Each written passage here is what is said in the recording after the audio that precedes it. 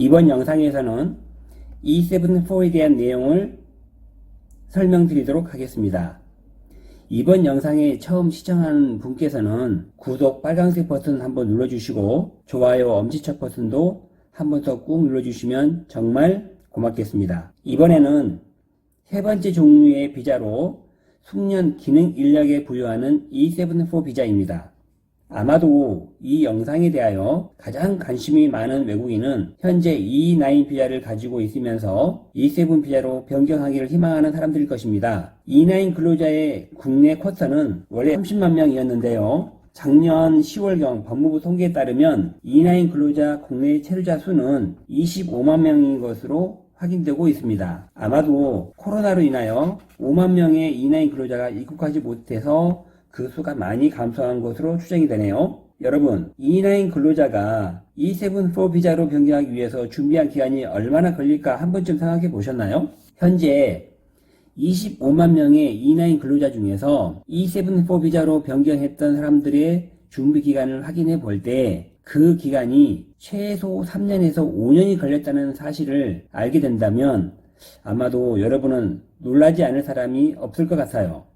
그런데 제가 아는 외국인 근로자 중에서 E74 비자를 취득한 사람들을 보면 대부분 4년에서 5년의 준비 기간을 갖췄다는 것입니다. 저 또한 외국인 근로자로부터 의뢰를 받아 E9 비자에서부터 E7 비자로 변경하기 위하여 준비하는 기간이 최상의 조건일 경우에는 1년, 그렇지 않는 경우에는 2년 이상 소요되었던 경험이 있었기에 외국인 홀로 준비할 경우에는 그 준비 기간이 훨씬 더 길었을 것이라고 저도 동의하는 바입니다. 한국어 능력이 5단계에 이르지 못하면 커트라인에 달하지 못하고 그러면 E7 비자를 받을 수 없는데 한국어 5단계 수준에 이르자면 한국어 공부를 최소 3년 이상, 보통은 4년에서 5년 이상 공부하지 않으면 불가능하지요. 이것은 꾸준히 한국어 공부를 지속적으로 공부한다는 전제하에 가능한 것입니다. E74 비자로 변경하는 과정이 얼마나 어려운지 이해하시겠죠? 지금부터는 E74 비자를 받기 위하여 포인트 관리는 어떻게 하는가에 대해서 설명을 드리도록 할게요. 참고로 E74 비자는 17년 8월 1일 신설된 비자인데요. 저는 2017년 8월 1일 E74 비자가 신설된다는 법무부 공지를 접한 순간 평소 E7 비자 업무를 전문으로 하고 있었기 때문에 이 또한 취업 비자라는 것에 대해서 아주 많은 관심이 있었습니다. 그래서 저는 전국에 현수막을 걸면서 홍보를 하고 다녔어요. 당시에는 E74 비자가 무엇인지 아는 사람이 전혀 없었기 때문에 저의 현수막 광고는 엄청난 반응을 보였으며 그것을 증명해주는 입증 자료가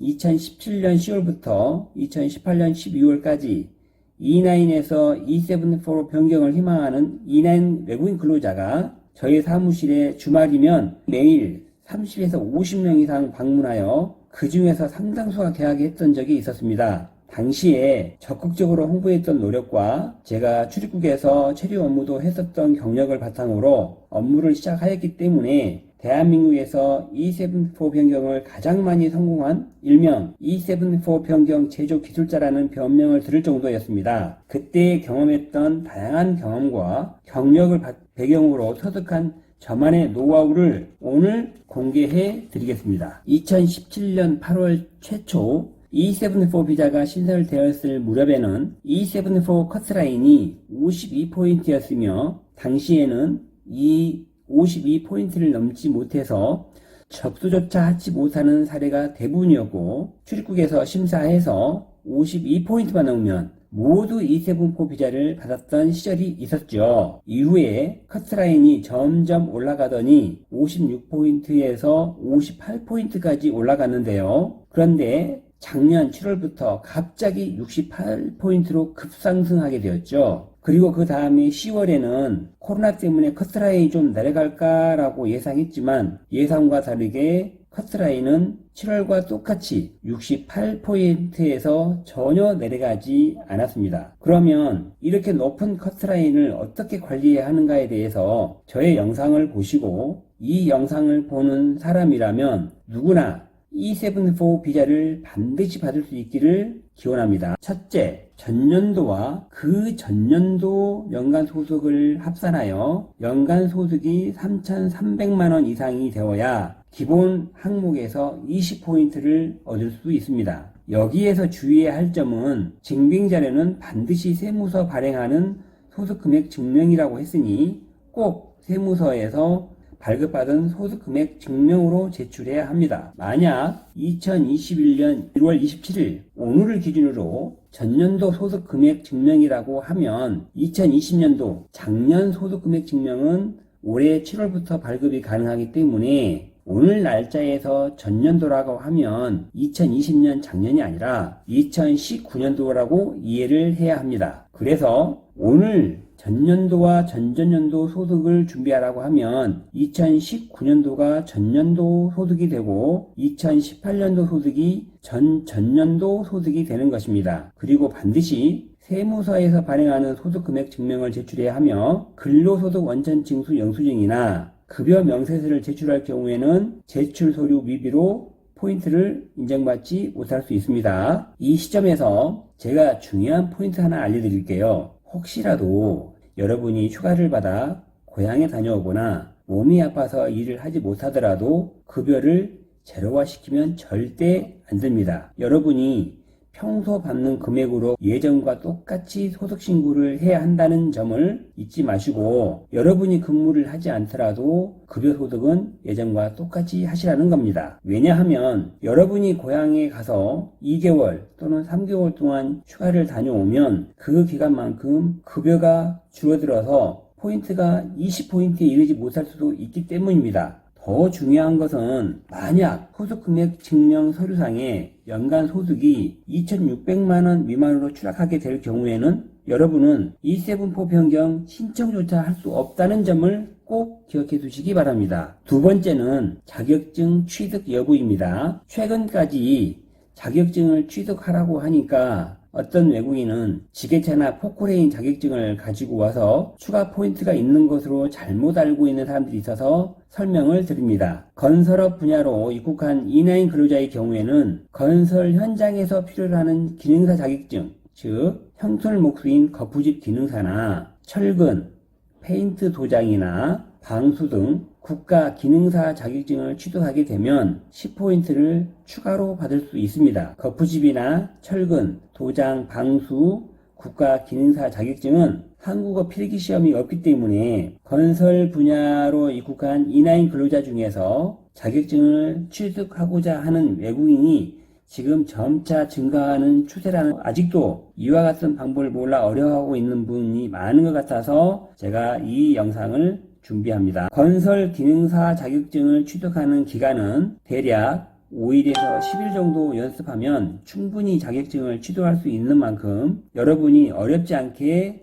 시험에 합격할 수 있다는 점도 주목하시고, 이렇게 필기시험이 없다는 장점으로 주로 중국 동포들이 많이 응시하고 있습니다. 만약 여러분이 농업이나 축산업 또는 어업 분야로 입국한 E9 근로자라면 농업에서는 원예 기능사나 화해 장식 기능사, 축산업으로 입국하셨으면 식육 처리 기능사나 축산 기능사, 어업 분야에서 일하고 계신다면 수산 양식 기능사 등의 자격증을 취득하면 10포인트를 추가로 받을 수 있습니다. 일반 제조 분야의 E9 근로자는 업무와 관련된 전무 기능사 자격증을 취득할 경우에 10포인트를 추가로 받을 수 있습니다. 그리고 뿌리 산업인 경우에는 기량검증 시험을 통과하면 10포인트를 추가로 받을 수 있습니다. 기량검증 시험에 대해서 조금 더 자세하게 알려드릴게요. 기량검증 시험은 국가 뿌리산업진흥센터에서 주관하고 있으며 홈페이지에 들어가서 메인 페이지를 참고하면 화면 중앙에 사업 공고라고 표기되고 있고, 그곳에 외국인 근로자 기량검증 신청 공고라고 하며 안내문이 있을 것입니다. 기량검증 시험은 1년에 4번 정도 실시하고 있다는 점 참고하시고요. 기량검증 시험에 응시할 수 있는 자격을 조금 설명을 드릴게요. 자격 조건으로는 E9 비자로 5년 이상 국내에서 취업활동을 하고 있어야 하고, 현재 근무 중인 회사가 뿌리 기업이어야 합니다. 그리고 토픽 3급 또는 사회통합 프로그램 3단계 이상이어야 하고요. 신청 기간은 보통 접수를 시작한 날로부터 2주 동안 진행되는 만큼 수시로 홈페이지에 들어가서 공고문이 올라오는지 확인하시기 바랍니다. 필요한 서류는 기량검증 신청서, 기업대표 추천서, 외국인 근로자 경력 증명서, 회사가 뿌리기업인지 여부를 알 수 있는 뿌리기업 확인서, 그리고 여러분의 한국어 능력 입증 자료입니다. 기량검증 시험은 서류심사를 통과하게 되면 기량검증 평가 전용료 50만원을 납부해야 하며 면접관이 현장을 방문하여 현장 평가 방법으로 심사를 진행합니다. 다음에는 세 번째 학력에 관련하여서 설명을 드릴게요. 학력은 본인의 노력으로 인해서 포인트를 올릴 수 없는 만큼 이것도 규정만 설명드리겠습니다. 전문 학사 이상은 10포인트이고요. 고졸은 5포인트입니다. 최종 학력 입증 자료는 졸업장과 성적 증명서 두 가지 서류를 준비해야 하고요. 예전에는 졸업장만 있으면 신청이 가능했지만 요즘에는 학교 성적 증명서까지 추가로 제출하는 것을 요구하고 있으니 참고하시기 바랍니다.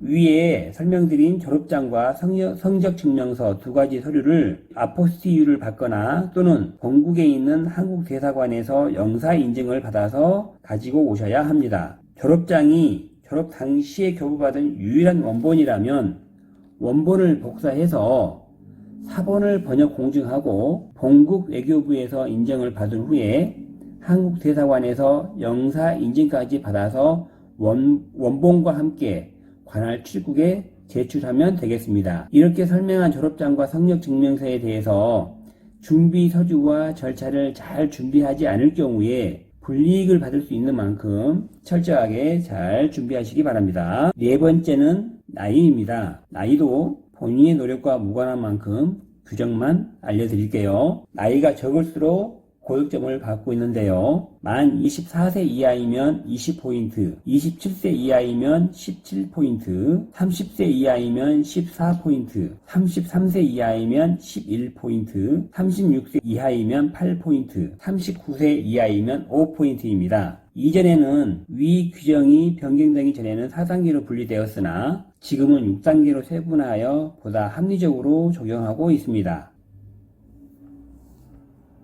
지금부터는 여러분이 지금까지 알지 못했던 새로운 방법을 알려드리겠습니다. 집중하여 잘 들어주시고 높은 포인트를 받을 수 있도록 각자 노력하시기 바랍니다. 보유 자산이 많으면 추가 포인트를 얻을 수 있습니다. 보유 자산에는 현금 자산과 부동산 자산 두 가지 방법이 있는데 토지나 주택, 건물 등 부동산 자산을 보유한 경우는 극히 일부에 불과하므로 자세한 설명을 생략하고 현금 자산 보유에 대해서 자세히 설명을 드리겠습니다. 간혹 규정에 3천만원 이상이면 5포인트라는 내용을 보고 3천만원을 일시불로 통장에 이체하고 기다리면 5포인트를 얻을 수 있을 것으로 알고 있는 사람들이 많이 있습니다. 절대 아닙니다. 분명히 규정에는 월 단위 적립식 적금을 말한다라고 명시하고 있다는 내용을 이해해야 합니다. 보유하고 있는 현금 자산을 의미하는 것이 아니라 매월 꾸준히 일정한 기간 동안 적립한 적금만을 인정해 준다는 의미입니다. 그래서 최소 월 80만원 이상, 최소 24개월 이상 적금한 금액이 3천만원 이상이 되면 5포인트를 주고 6천만원 이상이 되면 10포인트를 추가로 받을 수 있다는 의미를 잘 이해하시기 바랍니다. 그러면 3천만원으로 5포인트를 받으려면 최적의 적금의 조건은 매월 얼마를 저축해야 할까요? 3천만원을 만들기 위해서 최적의 조건은 매월 125만원을 24개월 동안 적금하는 것입니다. 그리고 6천만원으로 10포인트를 받으려면 최적의 적금의 조건은 월 25만원에 24개월 동안 적금하여서 6천만원을 만드는 것입니다. 이 점을 꼭 기억하시기 바랍니다. 참고로 부동산은 매입 후 1년 이상 보유해야 하고요. 대출받은 대출금은 부동산 자산 평가액에서 공제하여 포함되지 않기 때문에 이 점을 참고하시고 가끔 대출금까지 포함해서 부동산 자산액을 평가하여 점수를 받는 것으로 잘못 알고 있는 분들이 많이 있는 것 같아서 설명을 드립니다. 그리고 위에서 설명드린 적금은 이 부동산 자산에 포함되지 않습니다. 다음은 뿌리기업에 대해서 설명을 드리겠습니다. 뿌리기업에서 근무한 경우에는 일반 제조업에서 근무한 근로자보다 5포인트 가산점을 받을 수 있습니다. 일반 제조업의 경우 4년 이상 근무하면 5포인트, 6년 이상 근무하면 10포인트인데 이 경우는 회사를 옮기더라도 포인트는 변함이 없습니다. 그러나 뿌리기업의 경우는 4년 이상 근무하면 10포인트, 6년 이상 근무하면 15포인트로 일반 제조업보다 5포인트가 더 높지만 신청일 현재 1년 이상 근무한 경우이고 계속하여 근무 중이어야 한다는 단서 규정을 꼭 확인하시기 바랍니다. 가령 전 사업장에서 4년을 근무하고 현재 사업장에서 추가로 4년을 근무하면 뿌리기업 경력은 8년이지만 새로운 사업장에서 근무 경력은 4년밖에 안 되기 때문에 결국 15포인트가 아니라 10포인트밖에 안 된다는 점을 잘 이해하시기 바랍니다. 즉 회사를 자주 옮기게 되면 그만큼 불리하다는 의미죠. 다음은 지역 가점에 대해서 설명을 드릴게요. 지역 가점에는 읍, 면 지역에 해당하는 경우로 많은 외국인 근로자들이 도시에서 근무하기를 선호하는 반면에 시골에 근무하는 것은 꺼려하는 경향이 있기 때문에 시골에서 근무하는 사람들에게 인센티브를 통하여 용기를 주기 위한 방편으로 특별히 가점을 부여하게 되었습니다. 읍면 지역이라고 하였으니 신주소지가 아닌 구주소로 검색하여야 알 수 있고요. 주소지 소재지가 읍 또는 면으로 해당하는 지역은 지역 가점을 받을 수 있습니다. 그러나 서울, 인천, 경기 지역은 제외 대상이라는 점도 참고하세요. 읍면 지역에서 2년 이상 근무할 경우 가점 5포인트, 3년 이상 근무할 경우 가점 7포인트, 4년 이상 근무할 경우에는 최고 점수인 10포인트를 추가로 받을 수 있습니다. 위 경력은 회사를 이직하더라도 한 회사에서 1년 이상 일했다면 읍면에서 일했던 그 기간은 모두 합산해서 인정해주고 있습니다. 다음은 관련 중앙부처 추천서가 있는 경우 추가 가점이 있다고 했는데요. 중앙부처 추천서 발급 대상자의 경우에는 고용노동부에서 자발적으로 알아서 각 회사로 개별 통제하고 있고 업체별로 차등 가점을 주고 있기 때문에 고용노동부로부터 개별 통지를 받지 않는 업체에서는 추가 가점을 기대하기는 쉽지 않아 보입니다. 납세 실적에 따라서 포인트가 차등 적용되고 있다는 점도 알고 계시겠죠. 그리고 여기서 중요한 거 하나 더 설명드릴게요. 국가나 또는 지방자치단체로부터 받은 훈장 또는 표창장에 해당할 때에 추가 포인트가 있다는 점은 알고 계실 텐데 경찰서장이나 소방서장 등의 표창장을 제출하는 경우에는 포인트가 있는 것으로 알고 있지만 그것은 포인트가 전혀 없습니다. 마지막으로 지역사회에서 자율방범이나 기타 자원봉사 활동을 통하여 연간 200시간의 봉사 실적이 있을 경우에 3포인트를 추가로 받을 수 있습니다. 이 경우에 4개월 동안 200시간을 조기 달성하였다 하더라도 봉사활동을 시작한 날로부터 1년이 경과하지 않으면 추가 포인트 인정받지 못한다는 거 기억하십시오. 이것으로써 E7 비자에 대한 모든 설명을 마치도록 하겠습니다. 끝까지 시청해 주셔서 감사합니다.